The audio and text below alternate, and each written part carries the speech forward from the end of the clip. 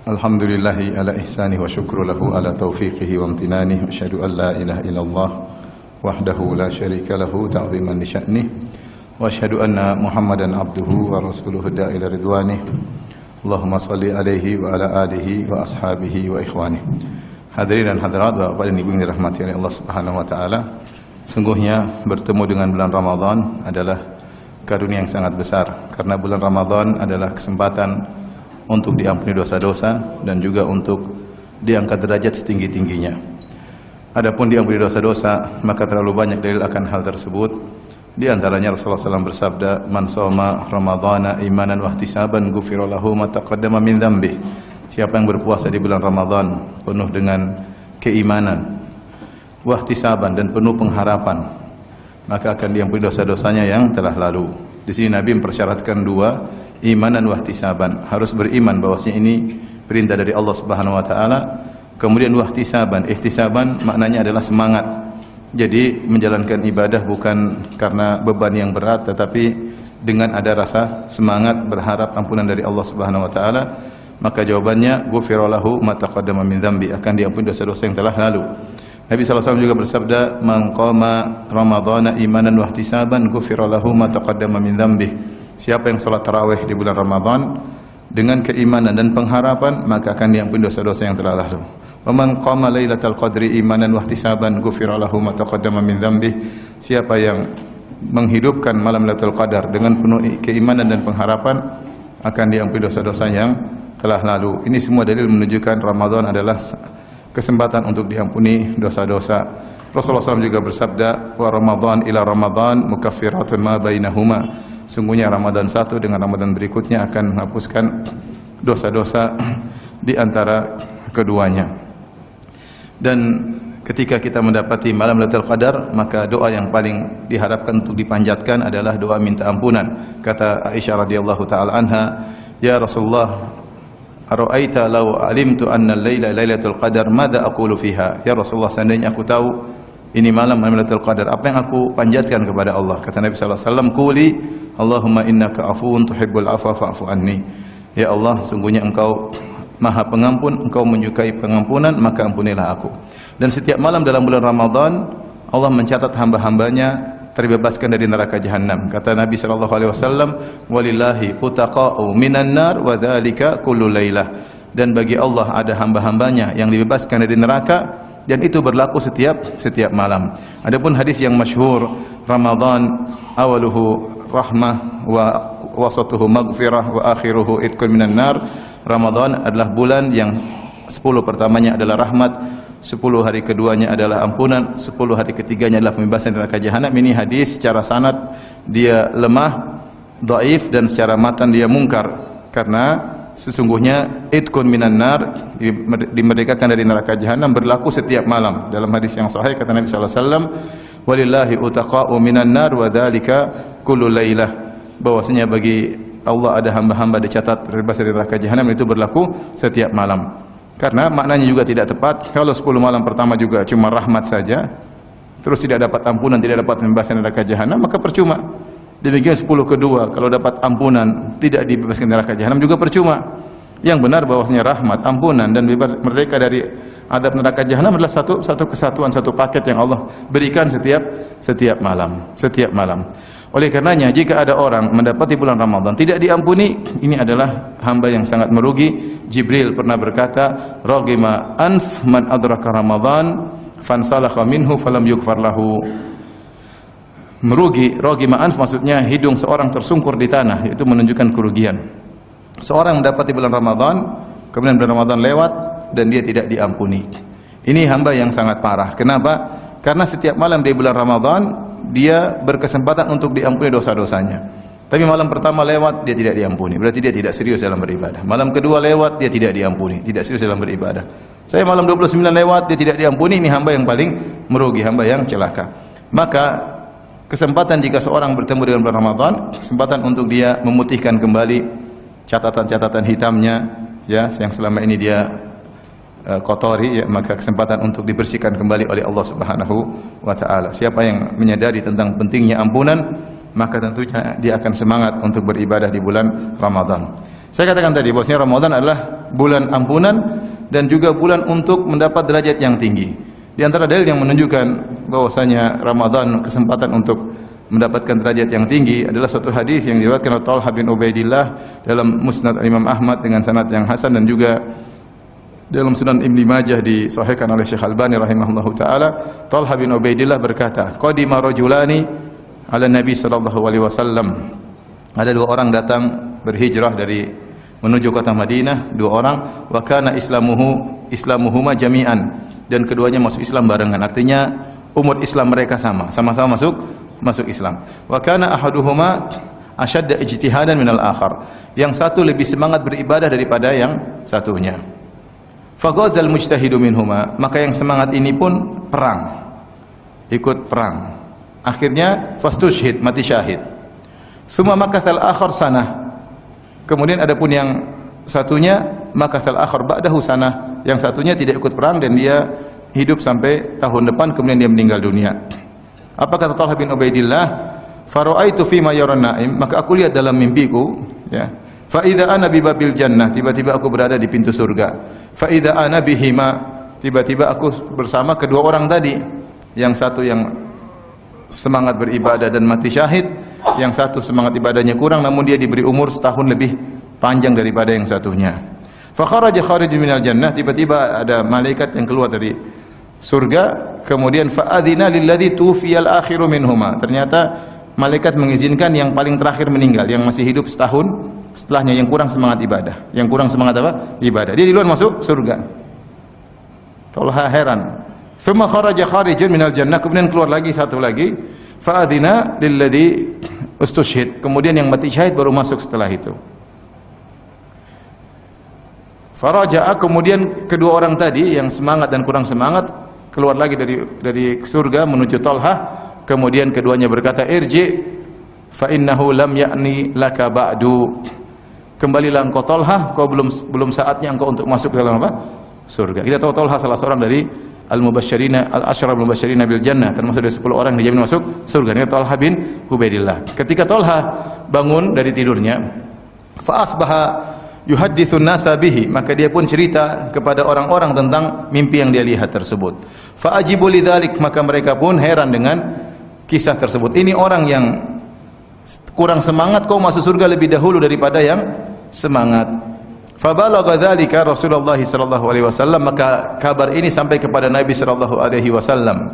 Mereka heran. Maka Nabi sallallahu alaihi wasallam bertanya kepada para sahabat, "Mimma ta'jabun?" Apa yang buat kalian heran? Mereka berkata, "Ya Rasulullah, hadza kana aktsara ijtihadan fastushhid." Yang ini ya Rasulullah, yang pertama ini lebih semangat beribadah dan mati syahid. Wa dakhala hadza ya qablahu al-jannah. Sementara temannya yang kurang semangat ternyata masuk surga lebih dahulu. Kok bisa ya Rasulullah? Kok bisa ya Rasulullah? Yang satu yang semangat ibadah dan mati syahid kok masuk surga terlambat lebih dahulu yang kurang semangat. Apa kata Nabi sallallahu alaihi wasallam? Alaisa qad makatha ba'dahu sanah? Bukankah yang kurang semangat ini masih diberi umur oleh Allah setahun setelah itu? Qalu bala, benar ya Rasulullah. Alaisa qad adraka Ramadan fasamahu? Bukankah di dalam setahun tersebut dia mendapati bulan Ramadan dan dia berpuasa? Kata para sahabat, bala ya Rasulullah. Wa sajada kam sajdah, dan dia sujud berapa banyak sujud? Falama bainahuma ab'adu ma bainas sama'i wal ard. Kata Nabi sallallahu alaihi wasallam, sungguh derajat antara yang kedua dengan yang pertama lebih jauh daripada jarak langit dan bumi. Artinya orang yang kedua ini dia surganya lebih tinggi daripada yang mati syahid. Kenapa? Karena dia diberi kesempatan untuk mendapati bulan Ramadan. Mungkin dia berijtihad di bulan Ramadan tersebut. Sehingga karena Rasulullah mengatakan alaisa qad adraka Ramadan? Bukankah dia diberi kesempatan dapat bulan Ramadan? Fashamah, pun dia berpuasa. Kata para sahabat, bala. Itulah kunci rahasianya kenapa kemudian derajatnya lebih tinggi. Makanya saya katakan seorang yang dapat bulan Ramadan, hendaknya dia bersyukur kepada Allah Subhanahu wa taala. Dia tahu bahwa ini adalah kesempatan untuk panen pahala sebanyak-banyaknya. Jika para pencari dunia mereka mencari kesempatan untuk memanen keuntungan sebanyak-banyaknya, kalau ada expo, ada pameran, mereka bersiap-siap, mereka rela untuk tidak tidur berhari-hari karena mereka tahu keuntungan akan berlipat-lipat di musim-musim tersebut. Maka bagi para pencari akhirat inilah saatnya musim untuk mencari pahala sebanyak-banyaknya. Maka harus bersiap-siap untuk menyambut bulan tersebut. Siapa yang persiapannya serius, maka dia akan diberi taufik oleh Allah Subhanahu wa taala, diberi kemudahan oleh Allah untuk bisa menjalankan ibadah Ramadan dengan yang terbaik. Mudah-mudahan Allah memudahkan kita bertemu dengan bulan Ramadan dan bisa mengisi bulan Ramadan dengan amalan yang terbaik. Taib ikhwan dan akhwat yang dirahmati Allah Subhanahu wa taala. Di antara persiapan yang perlu kita siapkan untuk bertemu bulan Ramadan adalah kita mempelajari fikih tentang Ramadan. Apa yang bisa kita lakukan terkait dengan puasa, terkait dengan ibadah ya. Sebelum saya menyampaikan tentang fikih Ramadan, poin penting yang harus saya ingatkan bahwasanya kalau kita berpuasa ada dua hal yang harus kita perhatikan. Pertama, kita berpuasa dari pembatal-pembatal puasa, yaitu jangan sampai kita makan, jangan sampai kita minum, jangan sampai kita berhubungan.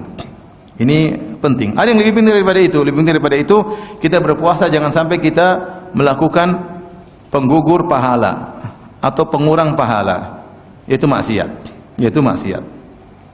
Bahkan sungguhnya kita menahan lapar, dahaga dan hawa nafsu itu adalah untuk mencapai ketakwaan. Karena Allah Subhanahu wa taala berfirman, "Ya ayyuhalladzina amanu kutiba alaikumusyamu kama kutiba alladzina min qablikum la'allakum tattaqun." Wahai orang yang beriman, diwajibkan atas kalian untuk berpuasa sebagaimana diwajibkan atas umat-umat sebelum kalian agar kalian bertakwa. Jadi tujuan puasa adalah agar kalian apa? Bertakwa. Seandainya ada seorang berpuasa, dia tidak makan, tidak minum, tidak berhubungan, tapi dia melakukan maksiat, maka tujuan puasa tersebut hilang.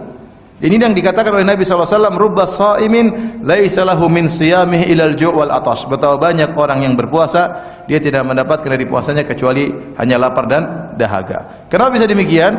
Karena dia berpuasa dengan bermaksiat kepada Allah di bulan Ramadan. Rasulullah SAW bersabda, "Man lam yada qaul az-zur wal jahla wal amala bihi falaysa lillahi hajatun fi ayyada ta'amahu wa syarabahu." Siapa yang ketika berpuasa tidak meninggalkan perkataan dusta, tidak meninggalkan maksiat, maka Allah tidak butuh dengan lapar dan dahaganya. Jadi sebagian orang terkadang fokus bahwasanya dia puasa, tidak makan, tidak minum, tidak berhubungan, tapi dia lupa untuk memfokuskan hakikat puasa. Hakikat puasa itu kamu itu tidak makan, tidak minum agar kamu bisa bertakwa. Agar kamu bisa bertakwa. Maka percuma seorang yang kemudian tidak makan, tidak minum, tapi dia tidak bertakwa. Tidak bertakwa. Oleh karenanya ini diisyaratkan oleh Jabir bin Abdullah radhiyallahu ta'ala anhuma, beliau berkata, "Idza sumta," jika kau berpuasa, "falyasum sam'uka wa basaruka wa lisanuk." Kalau kau berpuasa maka jadikanlah matamu juga puasa, telingamu juga puasa, lisanmu juga puasa. Ya. Kemudian beliau berkata, "Wala tajal yauma siyamika wa yauma fitrika sawa." Jangan kau jadikan hari puasamu dan hari biasamu sama, tidak boleh. Harus beda antara seorang sedang berpuasa dengan tidak berpuasa, harus beda. Maka perhatikan adab-adab ketika berpuasa, ketika menjalani hari puasa, agar kita benar-benar mendapatkan pahala yang sebanyak-banyaknya. Rasulullah SAW menyuruh ketika berpuasa beradab. Apa kata Nabi SAW? "Idza kana yaumu siyami ahadikum fala yarfuth wala yaskhab wala yajhal wa in sabbahu ahadun falyakul inni imru'un shaim." Kalau kamu sedang berpuasa, jangan berkata-kata kotor. Wala yaskhab, jangan teriak-teriak seperti orang di jalanan, teriak sana teriak sini tanpa ada kejelasan. Teriak-teriak sana, artinya jaga adab. Kamu berpuasa, kamu dalam kondisi yang status yang terbaik, sedang berpuasa karena Allah. Maka jaga statusmu tersebut. Jangan kau berkata-kata kotor, kata-kata yang enggak enak didengar. Jangan kau berteriak-teriak tanpa ada kejelasan, teriak sana, teriak sini, ya. Jangan melakukan kejahilan-kejahilan, pekerjaan-pekerjaan yang konyol, yang tidak pantas bagi seorang muslim, yang sering dilakukan di dunia medsos, konyol, hanya karena ingin mencari followers, mencari viewers, untuk mencari, ya, akhirnya melakukan yang konyol-konyol. Bukan sifat orang yang berpuasa. La yarfuth wala yaskhab wala yajhal. Jangan berkata-kata kotor, jangan teriak-teriak, jangan melakukan perkara-perkara yang bodoh. Wa in sabbahu ahadun, kalau ada orang maki dia, au qatalahu, ada yang ngajak berantem, falyakul inni imru'un shaim, katakan saya sedang puasa. Jangan diladeni, jangan dilayani. Kenapa? Karena kondisi puasa kita harus kita jaga. Kalau orang maki-maki kita bilang enggak, saya sedang apa? Berpuasa. Orang ngajak berantem, kita bilang enggak, saya sedang puasa. Jangan kita bilang nanti habis buka puasa ketemu di depan masjid. Enggak kita puasa, sayang. Enggak ngeladeni orang marah-marah, ngapain kita untuk akhirat kita. Kita hanya melampiaskan hawa nafsu, akhirat kita enggak dapat. Oleh karenanya jangankan bermaksiat, Rasulullah menyuruh kita untuk jaga adab ketika sedang berpuasa. Ya, kalau ada kata-kata yang kotor di medsos, jangan dikomentari, jangan dibalas, jangan diladeni, jangan. Anda sedang berpuasa, Anda sedang beradab dengan adab puasa. Argo pahala Anda sedang jalan tinggi, jangan Anda rusak argo tersebut. Jadi beradab ketika berpuasa. Kemudian tinggalkan maksiat. Tinggalkan maksiat. Falyasum sam'uka wa basaruka wa lisanuk. Jaga telingamu, jaga pendengaranmu, jaga lisanmu. Maka saya sering sampaikan kalau ini masuk bulan Ramadan, maka kita sama-sama bertekad ya, berjanji di hadapan Allah Subhanahu wa taala, ya berusaha. Ya Allah, kalau sudah masuk bulan Ramadan, saya sudah tidak mau gibah lagi. Sudah tidak mau gibah lagi. Saya tidak mau ceritakan keburukan orang lain siapapun orangnya. Saya tidak mau mencoreng kesucian Ramadan saya dengan menggibah keburukan orang lain. Siap insyaallah? Siap insyaallah. Berat kayaknya. Saya tidak mau gibah teman saya tidak mau gibah istri saya tidak mau gibah suami saya tidak mau gibah tetangga saya tidak mau gibah penguasa, saya tidak mau gibah ustaz. Insyaallah. Insyaallah sayang. Sudah puasa baik-baik, mulut nggak bisa dijaga. Sampai sebagian salaf mengatakan siapa yang bergibah bulan Ramadan puasanya batal. Ada yang mengatakan demikian. Karena dahsyatnya pengaruh gibah terhadap kesucian puasa. Taib, berikutnya jaga pendengaran. Saya bertekad bulan Ramadan, saya tidak mendengar gibah. Siapapun gibah saya bilang berhenti di bulan Ramadan. Nanti gibah habis lebaran. Lebaran juga haram sama saja ya. Di bulan Ramadan saya ingin bersihkan telinga saya dari gibah. Saya ingin bersihkan telinga saya dari mendengar musik-musik. Kalau saya pergi ke tempat ada musik saya keluar. Ramadan. Mau beli sesuatu ada musik saya tinggalkan, enggak Ramadan. Ya kecuali kalau di pesawat mau diapain lagi, enggak mungkin turun dari pesawat. Ya, Allah memaafkanlah. Tapi kalau selama kita bisa kabur. Mau makan ada musik-musik kabur, saya cari tempat lain aja lah. Ya, sop kambing di sini masih banyak. Bukan cuma di sini aja. Ada musik-musik enggak? Saya enggak mau. Kalau kecuali darurat seperti pesawat yang mau diapain, masa mau turun mau kemana? Artinya sebisa mungkin kita tidak dengar maksiat, sebisa mungkin tidak dengar musik-musik, tidak gibah-gibah, tidak mendengar namimah. Apalagi sebentar lagi musim politik, banyak tuduhan, banyak caci maki, banyak adalah penceritaan dan lain-lain, sudahlah. Saya tidak mau telinga saya dengar seperti itu. Kenapa? Ini bulan Ramadan. Antum kira semua yang berita tersebar itu benar? Banyak kebohongan. Nanti kita ikut-ikut nukil. Saya pernah ngisi satu stasiun televisi di manajemennya. Kemudian saya ditanya, itu saya sampaikan bahwasanya siapa yang berbohong, ya maka pahala puasanya batal. Puasanya sah tapi pahalanya enggak ada. Kemudian mereka bertanya, Ustaz, ketika buka tanya jawab. Kemudian salah seorang dari pegawai berkata, Ustaz, kalau direksi menyuruh kami membuat berita bohong Ustaz di televisi, yang pahala puasanya batal direksi atau kami juga? Saya bilang semuanya. Makanya kamu yang nyuruh di atas tapi kamu yang bikin. Di bulan Ramadan mereka bikin berita dusta karena politik. Jangan ya ikhwan, sudah nanti bulan Ramadan nanti bertakwa sama Allah Subhanahu wa taala. Jangan dengar macam-macam. Ya, kalau bisa YouTube uninstall, semuanya uninstall kalau bisa, kecuali WhatsApp. Karena kalau uninstall nanti istri marah. Yang lain uninstall aja. Selamat, telinga kita selamat enggak dengar macam-macam. Umur sudah tinggal sedikit. Kita enggak tahu umur sampai kapan. Mau habiskan umur kita untuk dengar berita ini, berita ini. Sampai kapan? Itu dengar berita 15 menit beritanya. Komentarnya setengah jam, lebih banyak daripada beritanya. Siapa yang dengar komentar antum? Paling depan antum juga bosan dengar komentar yang tidak ada faedahnya, yang tidak ada mempengaruhi kehidupan ini. Oleh karenanya, bulan Ramadan puasa telinga. Kalau pulang ke rumah istri mulai cerita, "Mas, tadi ibu ini jangan gibah. Habis lebaran baru gibah." Haram juga sama habis lebaran. Cuma lebih parah kalau sekarang ini bulan Ramadan kita gibah udah enggak boleh. Ya. tahan telinga. Ini baru puasa kita berkualitas. Kemudian mata puasa. Jangan lihat cewek-cewek bulan Ramadan. Siapa yang berinteraksi dengan medsos dia pasti lihat apa? Lihat cewek. Emang kita boleh ngelihat perempuan rambutnya terbuka? Boleh atau tidak? Tidak boleh. Tidak boleh. Nah, pembawa berita itu rambutnya terbuka enggak? Rata-rata terbuka. Terus bajunya menarik enggak? Terlihat gunung-gunung, stalaktit dan stalagmit, ya cuma kelihatan. Ini mengurangi pahala kita. Pahala puasa yang sudah kita dapatkan banyak-banyak, akhirnya kena roaming. Kalau yang kita lihat cewek Indonesia roaming lokal, lihat cewek luar negeri roaming internasional, pahala cepat apa? cepat habis. Sama seperti saya ditanya, Ustaz, kita dulu zaman dulu kita umroh, Ustaz. Habis umroh, travel bawa kita ke Mesir. Kemudian kita lihat tarian perut, masya Allah saya bilang. Itu semua pahala di Mekah kena roaming, kena tarian perut, roaming internasional. Jadi berusaha bulan Ramadan kita nggak lihat cewek sama sekali. Lihat istri aja. Istri akan kelihatan lebih manis, lebih cantik, lebih indah, lebih menarik. Syaratnya jangan lihat cewek. Semakin kita lihat cewek, semakin tidak menarik. Oleh karenanya bulan Ramadan kita berjihad, berjuang. Saya ingin mata saya bersih. Makanya ini sungguh indah perkataan seorang salaf, sungguhnya hari raya yang sejati adalah hari di mana kau tidak bermaksiat. Memang susah, tapi paling tidak kita mendekati. Tidak bermaksiat, kau tidak ngomongin orang, kau tidak mendengar maksiat, kau tidak melihat maksiat. Ya, bisa enggak coba bulan Ramadan? Kita berusaha. Kata Nabi sallallahu alaihi wasallam, "Saddidu wa qaribu." Tepatlah, paling tidak kalau tidak bisa tepat, dekati ketepatan. Itulah istiqamah. Kalau bisa tepat, tidak dengar sama sekali, oke. Kalau enggak ya paling tidak begitu lihat astagfirullah kemudian balik. Begitu dengar astagfirullah langsung matikan. Begitu lagi searching kajian kok ada gambar cewek, jangan diklik, langsung astagfirullah ke atas. Jangan dibiarin. Rugi.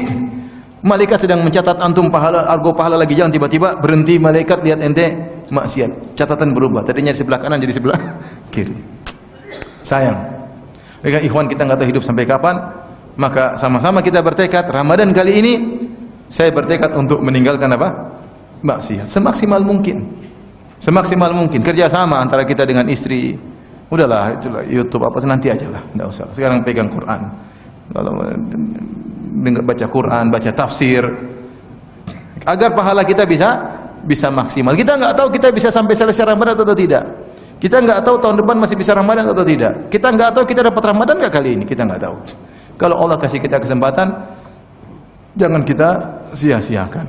Maka ini yang paling penting dari semuanya adalah bagaimana kita mengoptimalkan puasa kita ketika bulan Ramadan, jangan bermaksiat sama sekali. Karena dia adalah pembatal pahala atau pengurang pahala. Ingat kata Nabi sallallahu alaihi wasallam, "Rubba shaimin laisa lahu min siyamihi ilal ju' wal atash." Betapa banyak orang yang berpuasa namun dia tidak mendapatkan dari puasanya kecuali lapar dan dahaga. Ya cuma lapar, dahaga, tahan hawa nafsu. Tapi hari-harinya habis nonton inilah, nonton anulah, nonton ghibah lah, kemudian dia sendiri ghibah, kemudian cerita macam-macam, kasihan. Pahalanya hilang sementara yang didapatkan cuma lapar dan dahaga. Taib, ikhwan dan akhwat yang rahmatillah subhanahu wa ta'ala, saya akan menyampaikan beberapa fikih yang penting terkait dengan bulan Ramadan. Yang pertama, sebagaimana kita ketahui bahwasanya dilarang bagi seorang untuk berpuasa di akhir Sya'ban kalau dalam rangka hati-hati. Dari Salman mengatakan, "Man shoma fil yaumil ladzi yashukku fihi atau yashakku fihi faqad asa Abul Qasim." Siapa yang berpuasa di hari yang diragukan, yaitu tanggal 30 Sya'ban, masih belum jelas puasa atau tidak, kemudian dia sengaja puasa, maka dia telah bermaksiat kepada Nabi Muhammad sallallahu alaihi wasallam. Maka syariat tidak ingin seorang hati-hati, siapa tahu sudah satu Ramadan. Kalau belum satu Ramadan jangan puasa. Harus ada pembeda antara bulan Sya'ban dengan bulan apa? Ramadan, ya. Makanya Rasulullah SAW mengatakan dalam Sahih Bukhari, "La tataqaddamu Ramadan bi shaumi yaumin wala yaumain illa rajulan kana yasumu shauman falyasumhu." Jangan kalian mendahului Ramadan dengan puasa sehari atau 2 hari sebelumnya, untuk hati-hati. Ini belum Ramadan jangan. Kalau belum Ramadan jangan puasa. Saya buat hati-hati, siapa tahu sudah Ramadan, ya enggak boleh. Illa rajulan kana yasumu shauman, kecuali seorang sudah biasa puasa. Dia biasa puasa Senin Kemis bisa puasa Daud, bisa puasa sehari berbuka 2 hari. Ada orang puasa Senin Kemis, ada yang sehari berpuasa, hari berbuka, ada yang sehari berpuasa 2 hari berbuka. Kalau kebetulan pas hari biasa puasanya di tanggal 29 atau 30 Syaban tidak jadi masalah. Tidak jadi masalah karena dia berpuasa bukan untuk kehati-hatian, tapi dia menjalankan puasa sunnah yang biasa dia kerjakan. Adapun puasa untuk hati tidak boleh. Kemudian kita baru berpuasa kalau sudah berubah bulan. Bergantinya bulan dari satu bulan ke bulan berikutnya cuma diketahui dengan 2 cara. Cara pertama adalah dengan terlihatnya hilal. Cara kedua, kalau hilal tidak terlihat, maka dengan menyempurnakan bulan Sya'ban atau bulan sebelumnya 30 hari. Hadis ini berdasarkan hadis Nabi sallallahu alaihi wasallam. Kata Nabi sallallahu alaihi wasallam, "Sumu li ru'yatihi wa aftiru li ru'yatihi, fa in gumma 'alaikum fa akmilu iddata Sya'ban 30." Berpuasalah karena melihat hilal, lebaranlah karena melihat hilal. Kalau ada awan yang menghalangi hilal tidak terlihat, maka sempurnakan bulan Sya'ban 30 hari. Ini adalah pendapat jumhur, bahkan ada yang mengatakan ijma ulama. Adapun hisab, maka hisab adalah ilmu pengetahuan yang membantu kita untuk bisa memperkirakan kira-kira bisa terlihat atau tidak terlihat. Dengan hisab kita bisa tahu, oh pada tanggal 29 nanti setelah malam matahari terbenam ternyata hilal terlihat secara hitungan cuma 1 derajat di atas cakrawala. Kalau 1 derajat tidak mungkin terlihat. Kalau saya tidak, meskipun ada hilalnya, tapi tidak mungkin terlihat. Kenapa? Matahari baru terbenam di cakrawala, matahari terbenam, kemudian hilal sangat tipis, cuma 1 derajat, dia cuma 4 menit, kemudian dia tenggelam lagi, dan dia sangat tipis, dan dia masih tertutup dengan cahaya matahari yang masih kuat, yang baru tenggelam. Makanya para ulama ahli hisab mengatakan hilal baru mungkin terlihat mungkin sekitar 3 derajat ke atas. Kalau di bawah itu tidak mungkin terlihat. Nah, kita, atau saya lupa 2 derajat atau 3 derajat. Intinya ilmu hisab adalah ilmu yang baik, bermanfaat dalam masalah melihat hilal, adalah ilmu pembantu untuk memungkinkan kita melihat atau tidak. Ya. Adapun keputusannya adalah dengan melihat. Seandainya menurut perhitungan hisab ternyata hilal 4 derajat, ini pasti kelihatan. Tetapi qadarullah ketika mau lihat semuanya mendung, lagi hujan, lagi mendung, tidak terlihat. Apa kata Nabi sallallahu alaihi wasallam?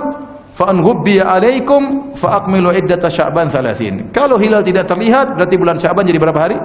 30 hari. Hukum syar'inya seperti ini meskipun hakikatnya hilalnya ada. Dalam hadis yang lain kata Nabi sallallahu alaihi wasallam, fa in hala bainakum wa bainahu sahab. Kalau ternyata hilal tersebut dihalangi oleh awan, ada tapi terhalang oleh awan, maka sempurnakanlah bulan Sya'ban 30 hari.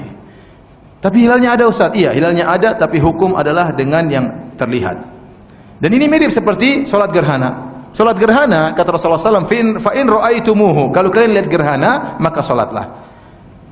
Seandainya gerhana ada tapi tertutup dengan awan, kita enggak perlu salat gerhana. Karena salat gerhana kita menyaksikan keajaiban alam dengan adanya gerhana. Gerhana tertutup, mendung, hujan, enggak usah salat gerhana. Sebagaimana dijelaskan oleh para fuqaha, karena Rasulullah mengatakan fa in ra'aitumuhu, jika kalian melihatnya. Dan terkadang demikian, terkadang hukum syar'i menyelisih kenyataan. Meskipun ada gerhana, kita tidak sholat gerhana karena enggak lihat. Meskipun ada hilal, kita tidak puasa besok karena hilalnya tidak terlihat. Contoh nyata masalah ini seperti misalnya kasus terjadi di zaman Nabi SAW. Dan inti kasusnya begini, ada seorang lelaki menikah dengan istrinya dengan syar'i, kemudian istrinya terkadang dia selingkuh, misalnya selingkuh dengan seorang lelaki yang lain, berzina, akhirnya hamil dan punya anak. Ini terjadi di zaman Nabi SAW. Budak, seorang lelaki, budaknya berzina, kemudian tapi budak ini di bawah sang lelaki tersebut. Nah, ketika berzina ternyata anaknya lahir dan anaknya mirip dengan bapak pezina tadi, maka secara syar'i anak ini tetap dinasabkan kepada bapak syar'inya, bukan bapak zinanya. Meskipun DNA-nya seperti bapak yang zina. Rasulullah ditanya, kata Rasulullah SAW, al-waladu lil firash walil ahiri hajar. Anak tetap dinisbahkan kepada bapak syar'inya, dan bagi pezina cuma dapat apa? Batu. Ini terjadi zaman Nabi SAW ketika Zam'ah, bapaknya Saudah bintu Zam'ah punya budak wanita.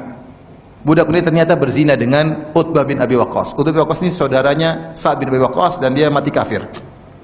Utbah bin Abi Waqqas sebelum meninggal dunia dia bilang sama Sa'ad, wahai Sa'ad, itu anak dari budak itu ponakanmu.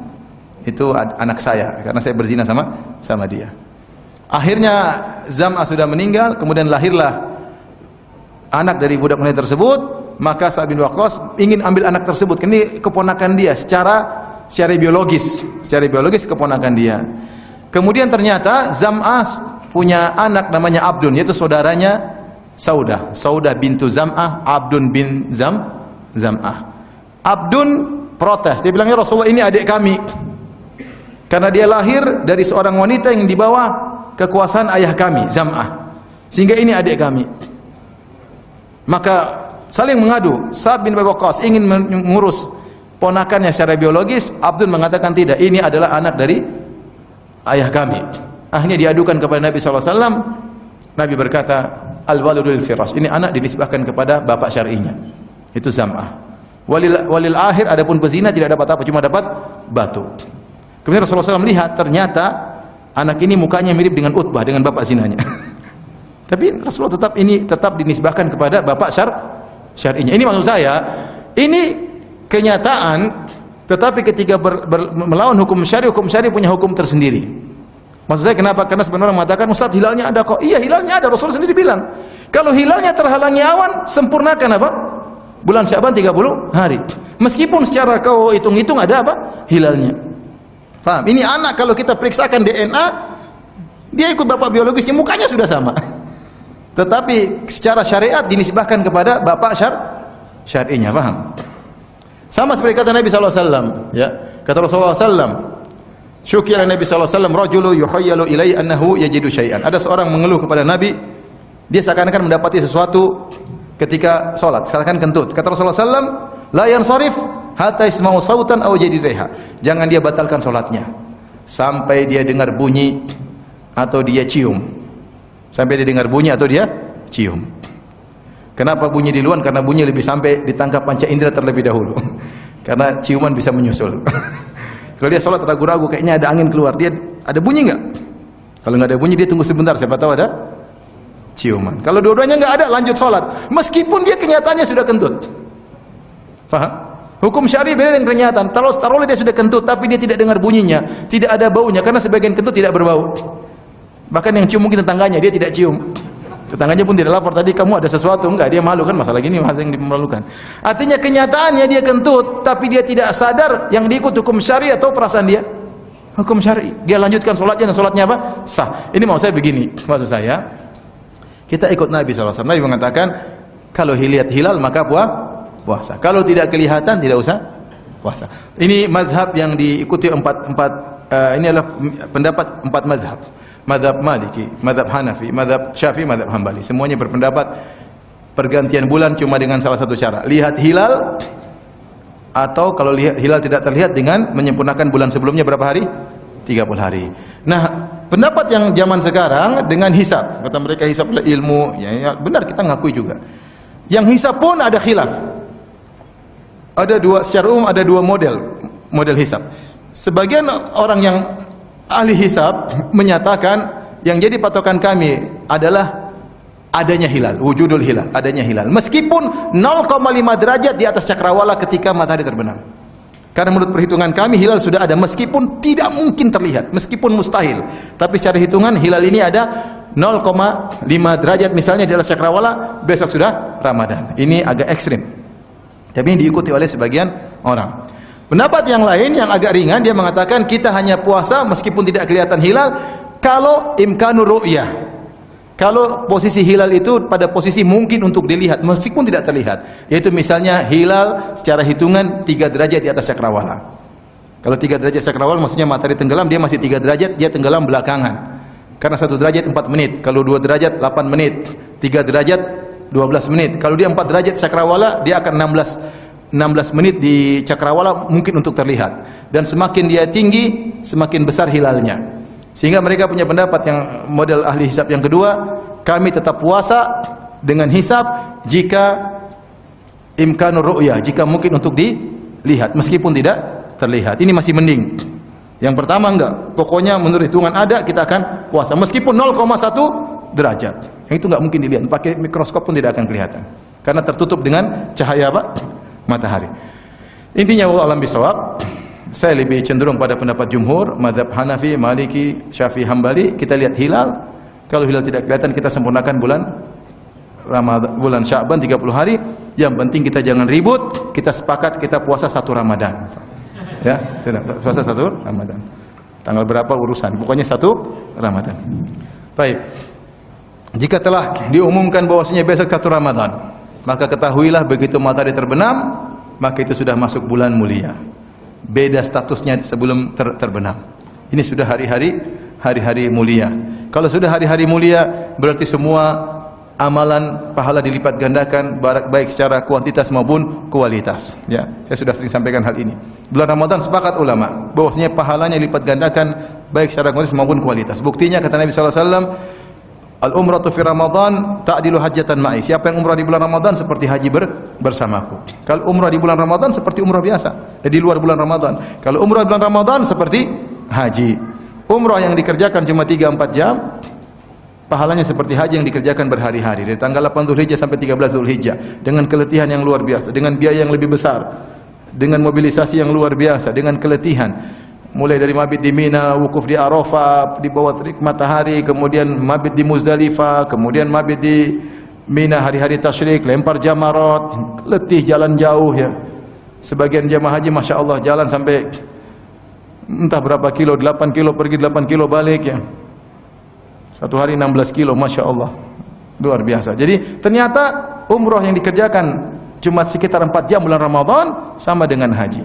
Kenapa bisa demikian? Ini menunjukkan bahwasanya amal soleh di bulan Ramadan berlipat pahalanya baik secara kuantitas maupun apa? Kualitas. Apalagi kalau Lailatul Qadar, siapa yang beribadah di Lailatul Qadar? Lailatul Qadar paling tidak di Indonesia sekitar 10 jam. Siapa yang beribadah di malam Lailatul Qadar dengan ibadah yang diridhai oleh Allah sekitar 10 jam, diselingi dengan tidur 1 jam 2 jam. Kalau Allah ridhai, maka lebih baik daripada 1000 bulan. Lebih baik daripada dia beribadah selama 83 tahun. Oleh karenanya begitu malam Ramadan sudah masuk langsung serius. Mulai kita baca Al-Qur'an. Mulai. Ingat, Al-Qur'an di Ramadan, di luar Ramadan berbeda. Kalau Ramadan dimulai dari malam. Jadi malam 1 Ramadan. Mulai kemudian kita siap-siap tarawih. Ya, siap-siap banyak berdoa kepada Allah Subhanahu wa taala. Kita harus membedakan. Sebagian salaf dahulu kalau malam Ramadan mereka mandi biar semangat beribadah kepada Allah Subhanahu wa taala, pakai minyak wangi. Mereka serius menyambut hari-hari tersebut, hari-hari yang indah di mana Allah obral pahala, Allah obral ampunan, Allah obral surga. Siapa yang serius maka mudah diampuni, mudah masuk surga, dapat pahala yang banyak. Kenapa kemudian seorang menyia-nyiakan hal tersebut? Taib. Maka tiba malam Ramadan, udah kita mulai rajin baca Quran. Ya. Kemudian kita sempatkan untuk salat tarawih berjamaah. Sebisa mungkin salat tarawih berjamaah. Di zaman Nabi sallallahu alaihi wasallam, Nabi sempat salat tarawih berjamaah kalau tidak salah 3 malam. Tapi Rasulullah SAW tidak merutinkan tiap malam karena Rasulullah SAW takut diwajibkan. Rasulullah sayang sama umatnya. Rasulullah mengatakan, saya tahu kalian hadir di belakang saya, tapi saya tidak keluar untuk salat bersama kalian. Saya takut diwajibkan bagi kalian karena yang menentukan hukum bukan Nabi sallallahu alaihi wasallam tapi Allah Subhanahu wa taala. Nabi tidak tahu ilmu gaib. Kalau diwajibkan berat. Salat malam diwajibkan maka berat. Maka Rasulullah SAW akhirnya seringnya salat sendiri. Kemudian beberapa malam beliau salat malam bersama para sahabat. Dan di bulan Ramadan Rasulullah SAW salat malam di awal malam.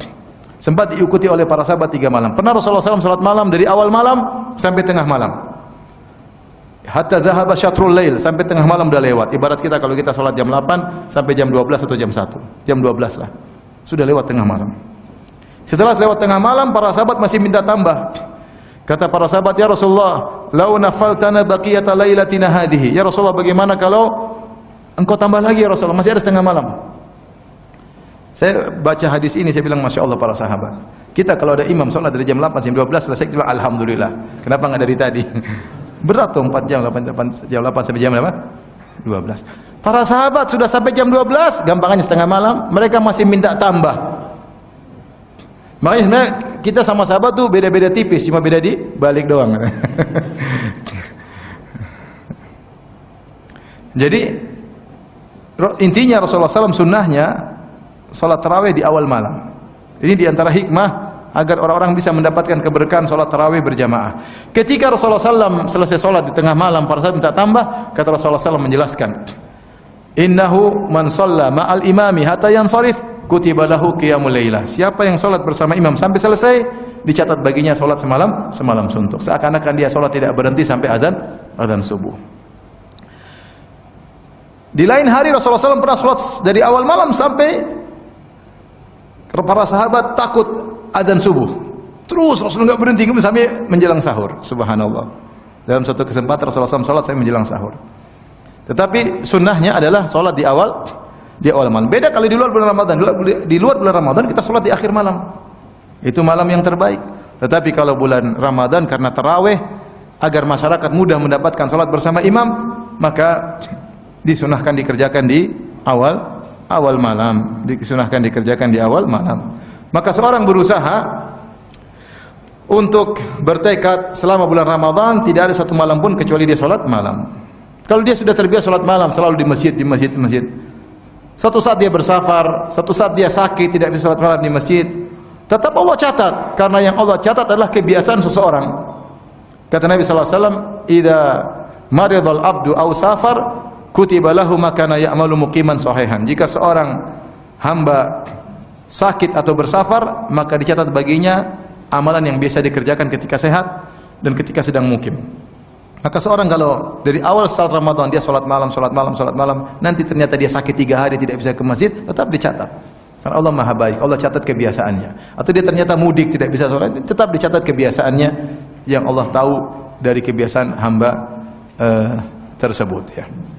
Oleh karenanya semangat kita salat malam di masjid. Alhamdulillah kalau kita di masjid-masjid paling setengah jam ya. Indonesia salat tarawih berapa jam?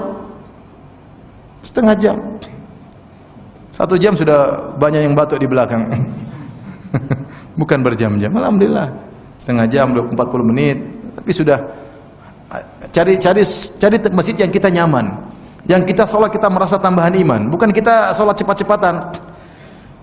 7 menit, 21 rakaat, 23 rakaat. Bukan itu. Kita cari sholat yang kita nyaman. Kita keluar letih tapi ada kebahagiaan. Cari masjid seperti itu. Maka perlu bagi DKM untuk milih imam yang baik, yang bacaannya enak, yang tartil, yang bisa membuat khusyuk para jamaah, dipilih ya. Kemudian bacaannya agak dipanjangkan sehingga jamaah bisa mendengar. Waktu yang paling baik mereka habiskanlah untuk apa? Untuk salat ya. Untuk salat. Tapi melihat kemampuan jamaah, saya rasa kalau sudah 40 menit sudah bagus sekali ya. 1 jam mungkin berat ya. Orang yang tidak biasa 1 jam itu apa berat, tapi kalau 30 menit minimal 40 menit oke lah. Yang tidak kuat bisa duduk, kalau yang tidak kuat silakan duduk, tidak ada masalah, boleh. Salat sunnah boleh salat sambil apa? Duduk. Meskipun mau berdiri boleh duduk. Bedanya salat sunnah dan salat fardu, kalau salat fardu berdiri adalah rukun. Siapa yang mampu berdiri, tidak berdiri salatnya tidak sah kalau salat fardu. Kalau salat sunnah dia mampu berdiri, dia duduk, pahalanya setengah. Tapi boleh duduk, boleh apa? Duduk. Rasulullah SAW salat malam terkadang apa? Duduk. Apalagi kalau dia tidak mau berdiri karena capek, karena enggak kuat, sakit kakinya, dia ambil kursi duduk atau duduk di bawah, kemudian salat. Yang penting dia habiskan waktu untuk dapat pahala sebanyak-banyaknya dalam salat malam. Dan yang benar bahwasanya salat malam tidak ada batasan jumlah rakaat ya. Dalam satu hadis kata Rasulullah SAW, sholli ma badalaka. Rasulullah SAW berkata kepada seorang sahabat, salatlah yang semudah bagimu. Ya, semudah bagimu untuk salat, terserah berapa rakaat, tidak ada batasan. Demikian juga dalam suatu hadis ketika ada seorang bertanya, "Ya Rasulullah, kaifa sholatul lail?" Wahai Rasulullah, bagaimana tata cara salat malam? Maka Rasulullah SAW mengatakan, "Sholatul laili mathna mathna." Salat malam itu 2 rakaat, 2 rakaat. Fa idza khashiya ahadukumul subha falyusalli wahidatan tutir lahu ma qad shalla. Kalau dia khawatir subuh, maka dia witir 1 rakaat. Ketika Rasulullah SAW mengatakan salat malam 2 rakaat, maka sebebas-bebasnya. Dan itu diamalkan oleh para salaf. Dahulu penduduk Mekah dan penduduk Madinah bersaing. Penduduk Madinah bersaing. Penduduk Mekah mereka salat 20 rakaat. Tetapi setelah 20 rakaat diselingi mereka tawaf. Mereka salat 4 rakaat, mereka tawaf. Dulu tidak sepadat sekarang. Setelah 4 rakaat, setelah tawaf mereka salat lagi. Setelah salat 4 rakaat mereka tawaf lagi. Kemudian mereka salat lagi, tawaf lagi, sehingga salatnya mereka 20 rakaat. Penduduk Madinah karena tidak bisa tawaf, mau tawaf di mana? Akhirnya mereka salat 40 rakaat untuk menyaingi penduduk apa? Mekah. Mereka saling bersaing. Jadi ijma ulama bahwasanya salat malam tidak dibatasi dengan jumlah tertentu. Maka barang siapa yang salat bersama imam di masjid, setengah jam sudah selesai, entah 20 rakaat, entah 11 rakaat, 23 rakaat, terserah. Kemudian dia ingin salat lagi, maka silakan. Solat lagi, tapi dia tidak boleh witir lagi. Berdasarkan hadis dalam Sunan Abi Daud dari Talq bin Ali radhiyallahu taala anhu, dia bercerita zarani abi, ayahku menziarahiku, fa amsa indana wa aftara indana. Ayahnya sahabat datang kepadaku, kemudian dia pun sampai sore di tempat kami, akhirnya berbuka di tempat kami. Wa shalla bina, kemudian dia disuruh jadi imam tarawih di kampung anaknya, dia salat tarawih. Setelah itu suman hadara ila qaumi, kemudian dia pulang ke kampung kaumnya. Ternyata mereka nyuruh dia salat lagi. Jadi imam lagi bab aku kedua kali, imam kedua. Di kampung sudah selesai sampai witir, kemudian dia imam lagi di kampungnya sendiri. Ketika tiba waktu salat witir, qaddama rajulan, dia suruh orang jadi imam, dia enggak jadi imam. Kenapa enggak jadi imam?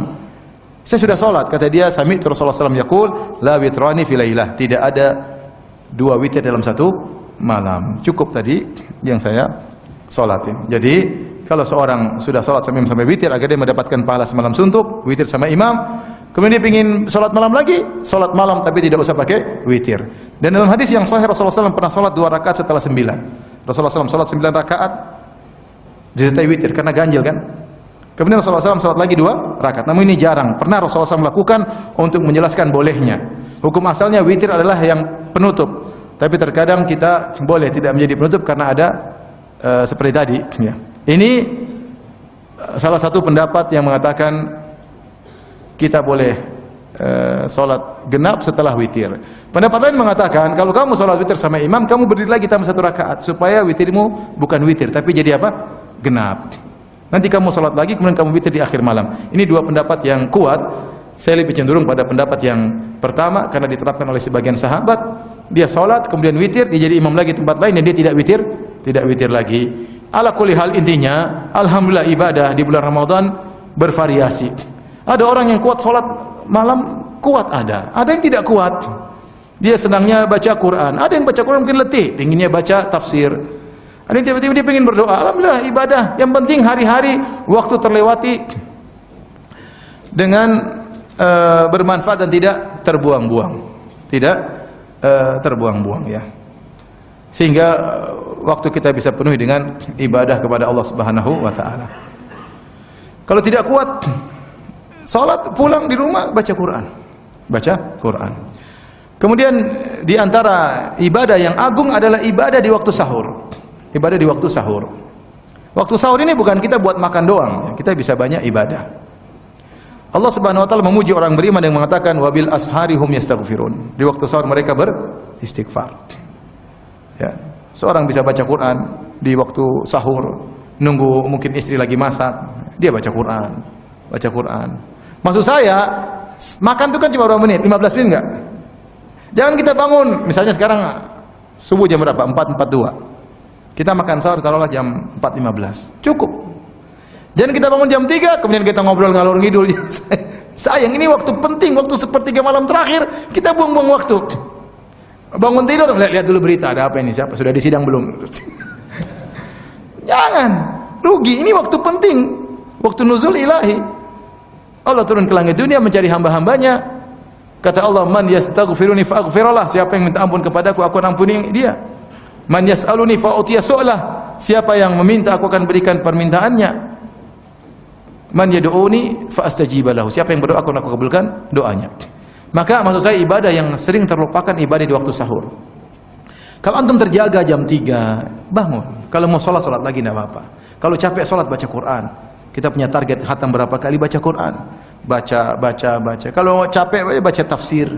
Intinya waktu tidak terbuang. Kalau enggak kita duduk istighfar, astagfirullah sambil duduk merenungkan tentang bagaimana nasib kita di alam barzah, bagaimana nasib kita di hari kebangkitan. Astagfirullah. Jadi waktu tidak terbuang-buang. Saatnya Mas sudah masak, kita makan seperempat jam selesai. Ya. Mau saya jangan sampai waktu sahur ini terbuang. Itu waktu yang terkadang dilalaikan.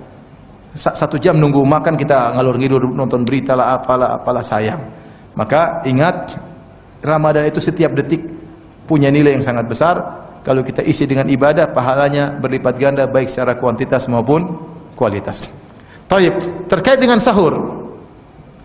Sahur adalah ibadah dan ibadah sahur adalah sunnah muakkadah, sunnah yang sangat ditekankan. Ya, kalau bukan karena ijma bahwasanya adalah sunnah, dalil-dalil menunjukkan seakan-akan dia wajib. Tapi ijma ulama bahwasanya sahur adalah sunnah muakkadah. Kenapa sampai hampir wajib? Karena Rasulullah SAW mengatakan perintah tasahharu, bersahurlah. Fa inna fis sahuri barakah. Sungguh dalam sahur adalah keberkahan. Dan hukum asal perintah adalah wajib. Kemudian juga Rasulullah SAW tasahharu walau bi jur'atin min ma, bersahurlah meskipun seteguk air. Rasulullah suruh bersahur. Rasulullah SAW mengatakan, ya, perbedaan antara siyamina wa siyami ahlul kitab akalatus sahur. Yang membedakan puasa kita dan puasa ahlul kitab Yahudi Nasrani adalah makan apa? Makan sahur. Ya. Jadi sangat ditekankan. Bukan karena kita kuat, kamu bangun makan sahur. Dan makan sahur semuanya berkah.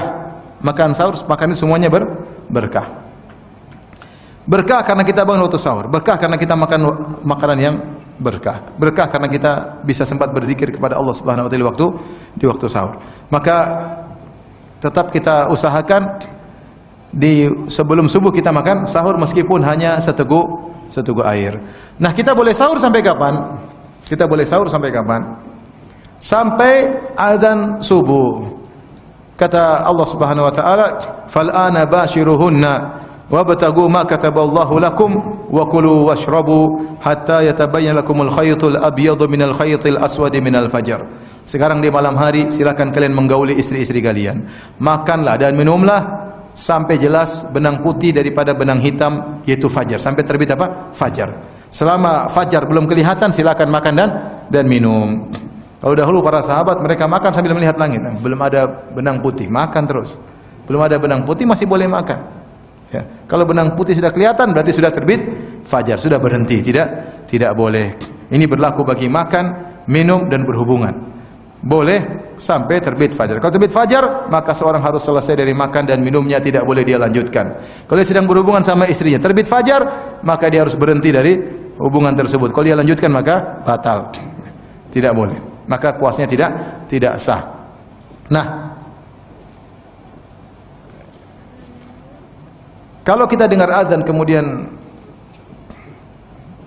nasi masih di mulut, gimana ya? Datang dalam satu hadis ini dipersingkat oleh para ulama. Kata Rasulullah SAW, "Idza sami'a ahadukumun nida," jika salah seorang dari kalian mendengar azan, wal ina'u fi yadihi, sementara air di gelas di tangannya, fala yadha'uhu hatta yaqdi hajatahu, maka jangan dia taruh gelas tersebut tapi dia minum dulu. Ini hadis ini dibahas oleh para ulama. Ada yang mendhaifkan hadis ini, ada yang hadisnya sahih tetapi ditakwil. Kenapa ditakwil? Karena ayat jelas. Kata Allah Subhanahu wa taala, makan dan minumlah sampai terbit apa? Fajar. Allah kasih batasan. Kalau terbit fajar enggak boleh makan dan minum lagi. Ada yang mengatakan ini rukhsah bagi orang yang sedang makan tiba-tiba dengar azan maka dia langsung selesaikan. Jangan dia lanjutkan. Ya. Karena sebagian orang habis makan azan, tenang. Enggak apa-apa.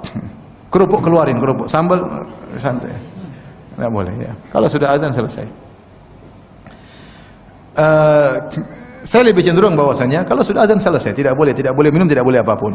Tetapi karena azan subuh masih diperbincangkan oleh para ulama, mungkin kalau minum air insyaallah aman lah ya. Minum air insyaallah apa? Aman ya. Karena memang berapa derajat di bawah cakrawala sudah azan subuh, ini ada khilaf di kalangan pakar astronomi ya. Di kalangan pakar astronomi. Seperti Indonesia memakai 20 derajat di bawah cakrawala.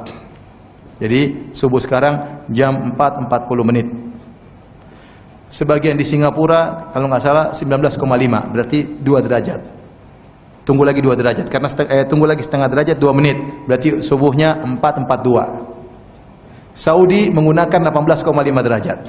Berarti azannya 4,446. 6 menit beda dengan kita. Paham? Ada yang lebih parah, cuma 16 derajat. Semakin apa? Tapi untuk kehati-hatian, pokoknya kalau sudah azan kita berhenti. Kalau azan kita berhenti. Adapun imsak yang ditulis di jadwal-jadwal 10 menit sebelum azan itu untuk kehati-hatian, bukan dilarang untuk makan dan minum. Jadi kalau ada pengumuman imsak, berarti masih bisa makan. Masih ada 10 menit. Bisa 2 piring 10 menit, lumayan. Tergantung kecepatan. Kalau masih ada hasrat masih bisa berhubungan ya. Jadi intinya 10 menit masih Masih oke lah ya, 10 menit ya. Dan bukan karena sekarang orang ketakutan, mereka kira imsak nggak boleh makan lagi sehingga mereka berhenti sebelum imsak. Padahal yang dianjurkan kita bersahur menjelang azan. Makanya kata Rasulullah SAW, la tazalu hadhil ummah bi khairin ma ajjalul fitrar wa akharus sahur. Senantiasa la yazalu nas bi khair, senantiasa manusia dalam kebaikan selama mereka menyegerakan berbuka dan mengakhirkan sahur. Selama mereka menyegerakan berbuka dan mengakhirkan apa? Sahur. Maka mengakhirkan sahur sunnah. Bahkan dalam hadis kata Zaid bin Thabit, kami tasaharna ma'an Nabi sallallahu alaihi wasallam. Kami makan sahur bersama Nabi sallallahu alaihi wasallam. Kemudian Rasulullah SAW pergi salat. Anas bin Malik bertanya, "Fakam kana baina sahur wa salat?" Berapa jarak antara sahur dan salat? Saya lupa, kalau enggak salah sittina ayah, membaca 60 apa? 60 ayat antara selesai sahur dengan apa? Dengan iqamat. Menunjukkan bahwasanya Rasulullah SAW sahurnya sudah menjelang apa?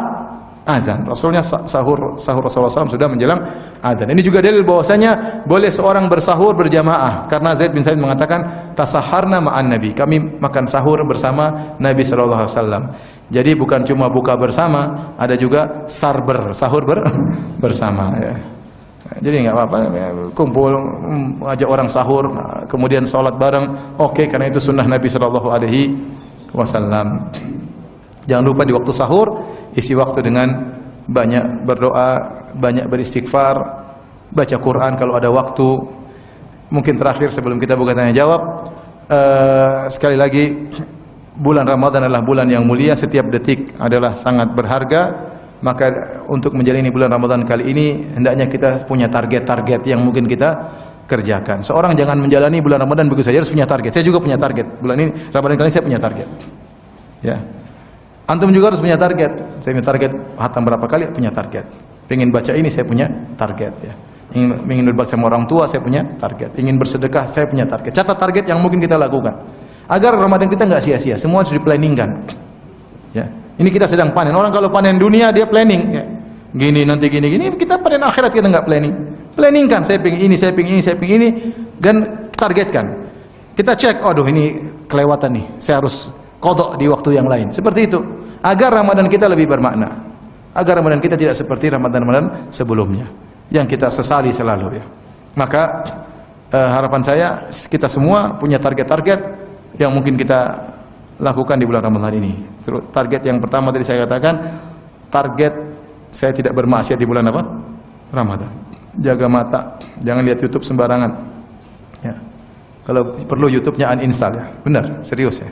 Lihat YouTube, lihat cewek rugi. Rugi, roaming. Kenapa? Pahalanya kena roaming. Roamingnya internasional ya. Habis pahala, sayang. Udah baca Quran, dosa. Belum lagi buang-buang umur, buang-buang waktu. Ini berlaku bagi bapak dan ibu-ibu. Ibu-ibu juga sudah, jangan lihat-lihat YouTube. Sudah sekarang baca Quran, sudah tua ya.